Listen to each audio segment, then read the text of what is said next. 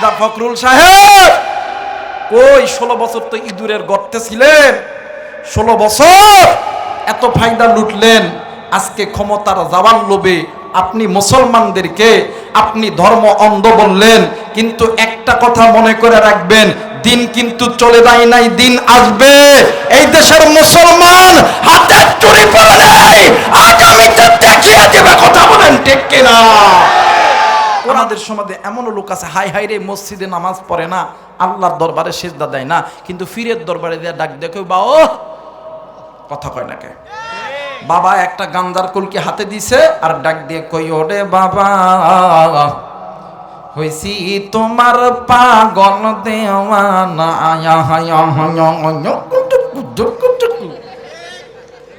কথা কয় না, কথা কয় না, কথা কয় না। এমন লোক আছে না?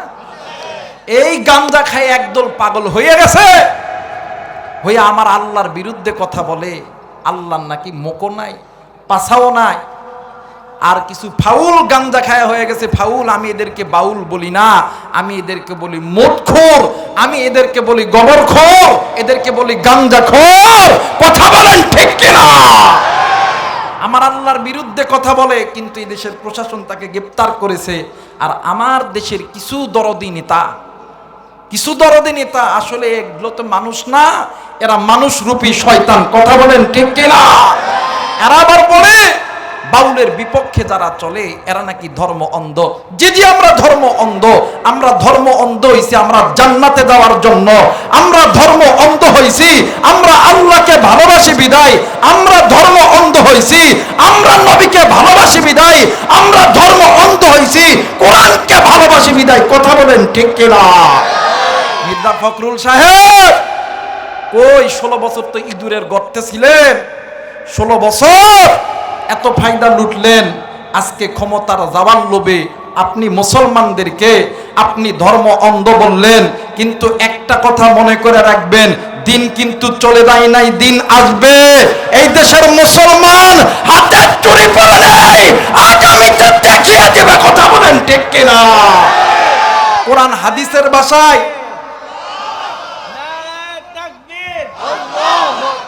দিন ইসলাম, দিন ইসলাম, ইসলামের শত্রুরা, ইসলামের শত্রুরা নারে তাকবীর। ফখরুল সাহেব এই দেশে অনেকে ইসলামের বিরুদ্ধে কথা বলেছিল, কোরআনুল কারীমের বিরুদ্ধে কথা বলেছিল, এরা কিন্তু এই দেশে থাকতে পারে নাই। আপনিও কিন্তু থাকতে পারবেন। জোরে বলেন থাকতে পারবেন। আপনি আপনার দলের জায়গায় আপনি রাজনীতি করেন, বাধা নাই, কিন্তু ইসলাম নিয়ে কোরআন নিয়ে কটূক্তি করলে আবার এই দেশের রক্তের বন্যা বয়ে যাবে। জিহাদ করতে রাজি আছি, ফাউলরা আল্লাহকে গালি দিবে, মুসলমান সহ্য করবে না, করবে না। ইসলামের শত্রুরা, ইসলামের শত্রুরা নারে তাকবীর। আপনার দলের আরো নেতা আছে, কোন নেতা তো বাউলের পক্ষে নিল না, আপনি নিলেন কেন?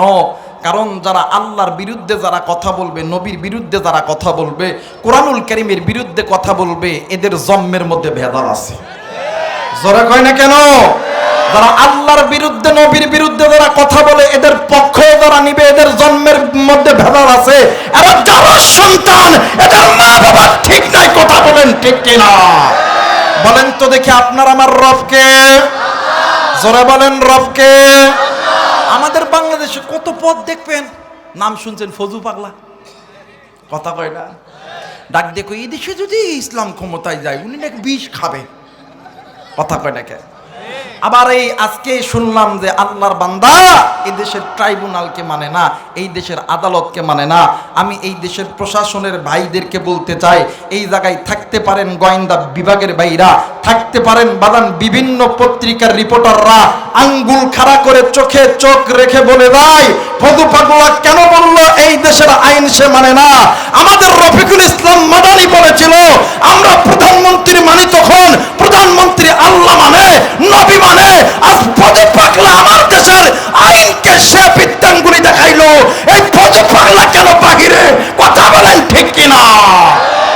জোরে বলেন ঠিক কিনা? কারণ তোমরা করলেই ঠিক, আমরা করলেই বেঠিক। কথা কয় না কেন? কিন্তু একটা কথা মনে করে রাখবেন, এই দেশটা মুসলমানের দেশ, এই দেশটা শাহজালালের পণ্যভূমি, এই দেশটা মসজিদ মাদ্রাসার পণ্যভূমি, এই দেশটা ওলামায়ে কেরামের পণ্যভূমি, এই দেশটা ইসলামী আন্দোলনের পণ্যভূমি। এই দেশের ভিতরে যত বড় মায়ের বাপের মানে মায়ের সন্তান হও না কেন, তুমি আওয়ামী লীগ করো, বিএনপি করো, তুমি ফখরুল হও না কেন, আল্লাহর বিরুদ্ধে কথা বললে সার আমরা দিব না। কথা বলেন ঠিক কিনা? দুই হাত উঁচু করে বলেন তো দেখি রবকে। আর একবার বলেন রবকে। সবাই দুইটা হাত উঁচু করে নারান তো বলেন তো আল্লাহু আকবার। হাত নামান। আমার ভাইরা, বিয়া বউ নাই কাদের কাদের? একটু হাতটা উঠান তো দেখি। বউ নাই কাদের কাদের? হাতটা উঠান। বউ নাই? বউ নাই? ইন্না লিল্লাহ। সত্যি বউ নাই? এই সমাজে বউদান নাই রে, তার মতন কপাল ফোরার কেউ নাই। কথা কয় না কে? আল্লাহ গো, আমার যে যুবক ভাইদের বউ নাই, আল্লাহ আল্লাহ তুমি আমার ভাইদেরকে রূপবতী, গুণবতী, দিনদার, নেককার, পরহেজগার, পর্দানিশী আল্লাহ ওয়ালা নারী দান করি। জোরে বলেন আমিন। আরেকবার বলেন আমিন।